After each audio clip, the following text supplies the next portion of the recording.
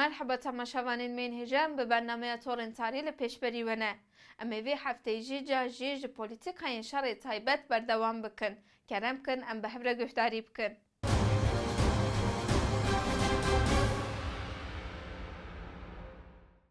پیواژوی پیکانین شر تایبت با آوایی که برفرهتر لگوری تبلیه بی و آلیه ویندن پشتی سال 1907 یان دست بکر. دوام پیواژوی انده در بیا 12 آدار پیکات.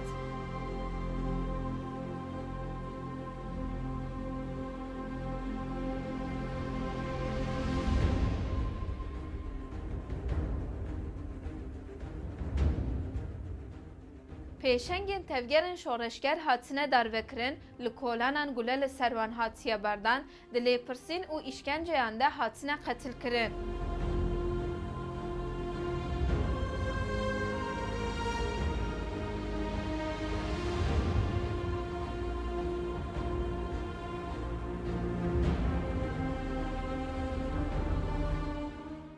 به وی آوایی دناف تفگرن شورشگری ده پیواژوی پیشکتین هاتیه جین.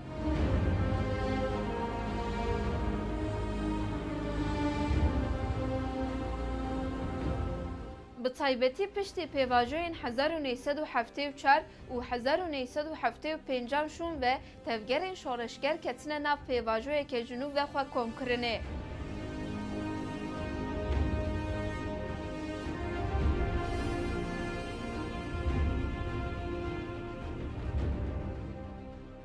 دوی پیواژوی ده همان شر تایبت نمازه پیکاتین بن عرده بهتر درد کهون پیش. دیسا وان کسان جبو آواکنا پرووکاسیونه او ایرشان آنین روژوه.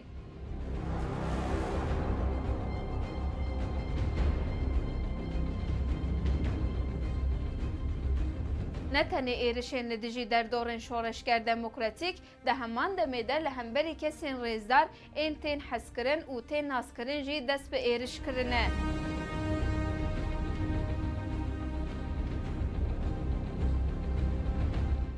هر کوچویه لترکیه آواکنا نیونگی یا شر نفخوی هاتیه دست بکرن.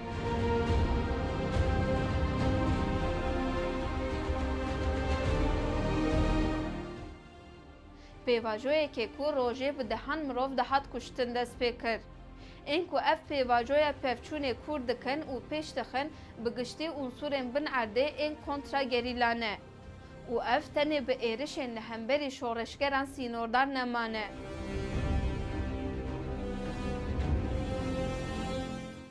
سدما سرکه یا وی جوره شر تایبت تپسرکنا رایا گشتی یا شورشگر و دموکراتیک بوکو دوی سردمه ده پیشت کرد.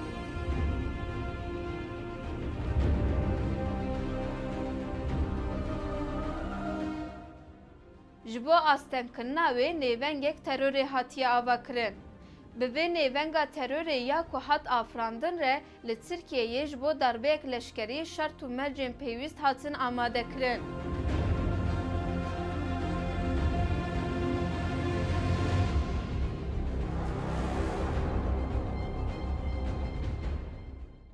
ده 1977 ده بحث دربه نامک کمال ارسون تکرن. اف هولدان دربه یا کجا آلیه صوباین فاشیست این دناو ارتش ده هاتیه پلان کرنه.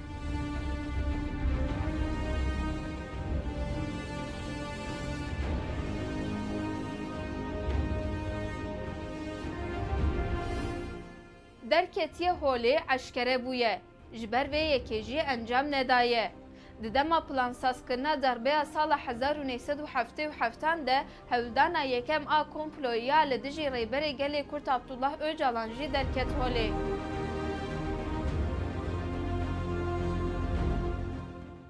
دوی پیواژوی ده حاکی قرار ده انجام کمپلویک ده جعالی ریخستنا سترکا سور و کجعالی میته و هاتبو دامزراندن حتی شهید کرن.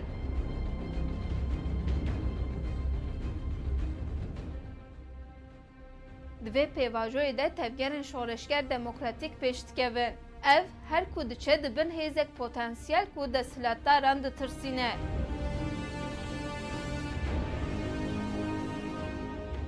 li Kurdistan û Tirkiyeyê ji bo ku ji holê rakin û tûnekirina vê hêza ku ji bo dewletê gefek diafirîne sepanên şerê taybet ên ku bi giştî tundî û pêkûtiyê bingeh digre dikeve rojevê.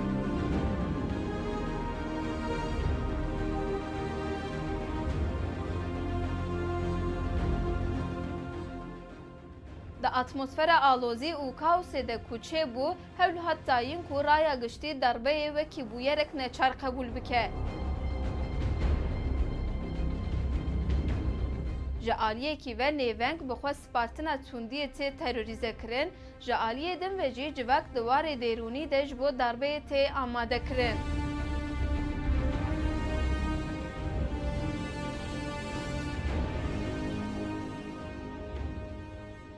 Ev wê demê birêya ragihandina ku derbeyê teşvîq dike, birêya komele û qaş û rêxistinên civakî yên ku ji aliyê dewletê ve dibin venêrînê de ye tê pêkanîn.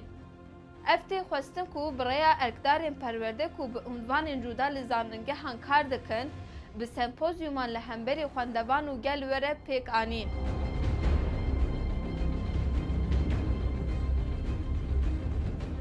Bi kurtasî di wê serdemê de mijara serekê ya şerê dêrûnî ji bo derbeyekê amadekirina civakê bû. Dema ku civak ji bo derbeyê amadekariyan dikir, hewl hat dayîn ku pêşveçûna şoreşgerî ya demokratîk di nav civakê de asteng bikin.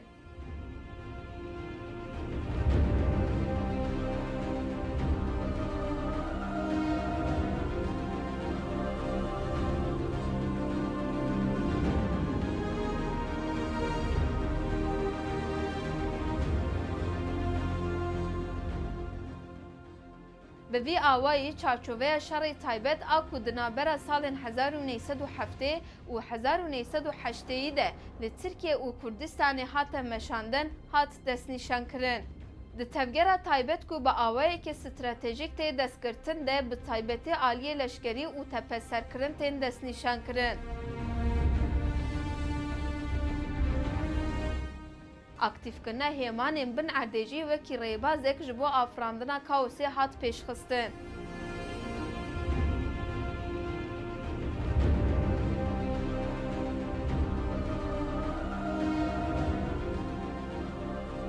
Dema her du rêbaz bûn yek jî di 12 îlona 1908 de li Tirkiyeyê darbeya leşkerî pêk hat.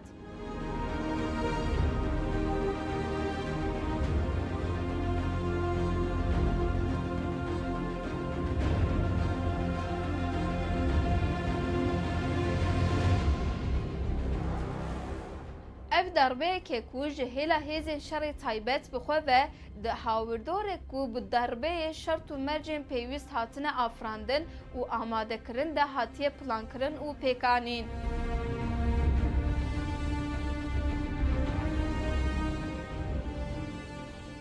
Di 12 Adara 1971 de jî darbeyek pêk hat.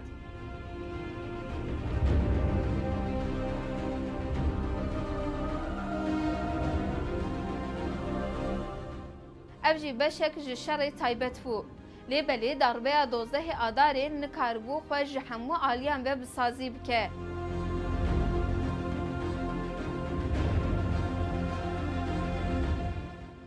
Piştî 12 îlonê jî di warê siyasî de sazûmankirina şerê taybet derket pêş.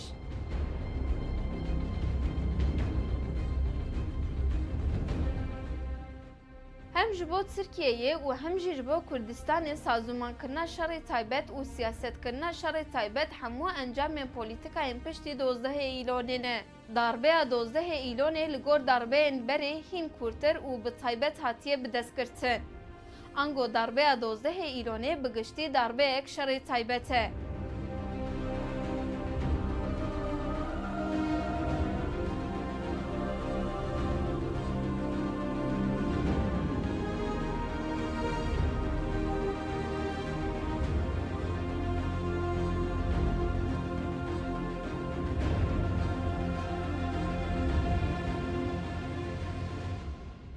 Darbeya 12 îlonê ku di her warî de tê wateya şerekê ku li dijî civakê hatiye ragihandin dide destnîşankirin ku şerê taybet bisazî bûye û veguheriye rejîm û pergalek.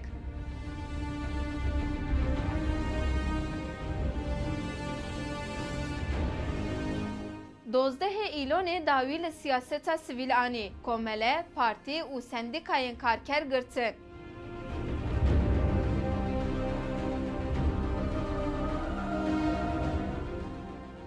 Armanc ew bû ku mirovan bi temamî ji îradeya wan bêpar bikin.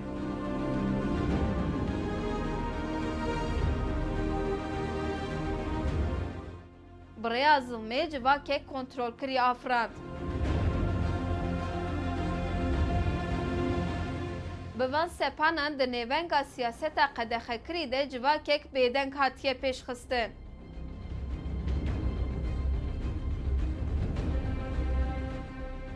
Nêzîkatiya wî ya li hember aboriyê ji her alî ve pêkanîna yekdestiyê ye.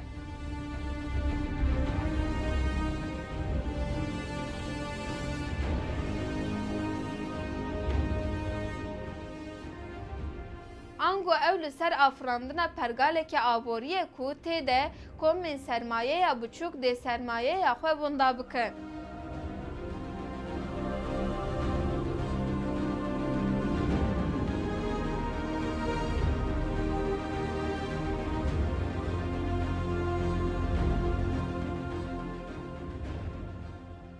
Di destê mirovan de çi qas sermaye hebe, wan li navendek diyar komkirine. Rêjeyên faîzê hatine zêdekirin, bazara reş zêde bûye û esnafên biçûk îflas kirine.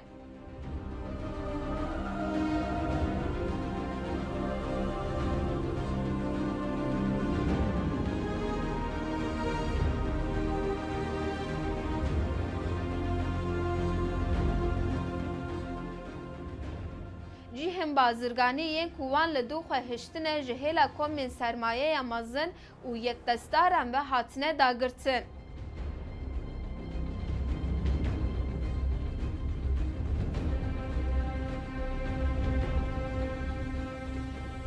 Her tiştê xelkê ji wan hatiye standin. Li sûkan fiyat zêde bûye. Mûçeyên karkeran kêm bûne.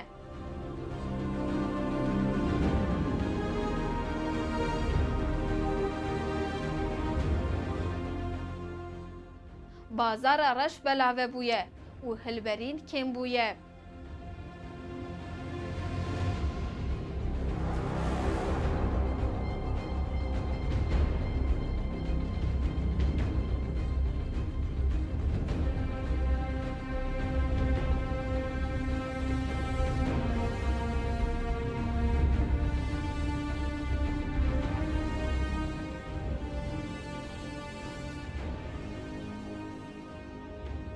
Ev jî hiştiye ku hîn kes di nav civakê de bigihîn asta sermayedar û dewlemendiyê. Di vê wateyê de dozdehê îlonê sermayeya xwe ya aborî jî ava kiriye.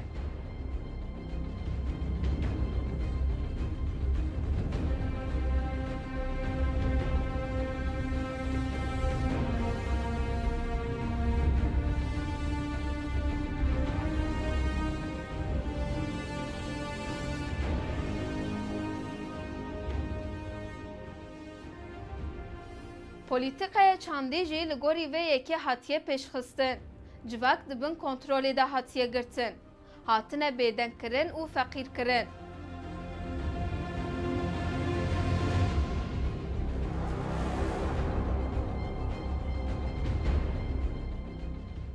Civakeke ku bindest û hêjar be, bêguman dê diwarê çandî de girêdayîbûyîn û hilweşînê bijî. Dê kesayet li gorî vê teşe bigirin.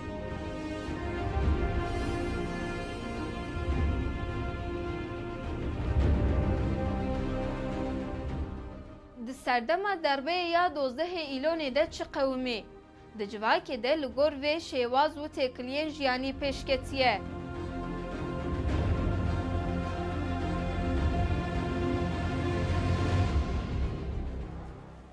Ev rewş bi xwe re çi tîne? Xizaniyê.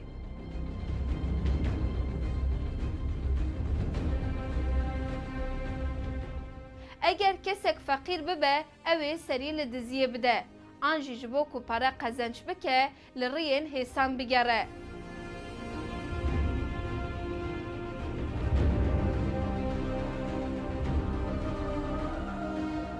Civakeke tepeserkirî û bêdengkirî dê hewl bide ku ji bo sivîlkirina êşên xwe qadên jiyanê yên nû bibîne. Ev tê wateya helandina nirxên çandî û pîvanên jiyanî. Ji ber vê yekê di serdema piştî 12 îlonê de civaka Tirkiyeyê hilweşînek mezin jî. Armanc ew bû ku rewşek were afirandin ku her take kesek di civakê de bikaribe xwe ji bo firotanên li sûkê pêşkêş bike. Dema ku civakek hilweşe, nirxên exlaqî yên heta wê demê jî winda dibin. Nirxên manevî, exlaqî yên ku civakê dike civak ji holê tê rakirin.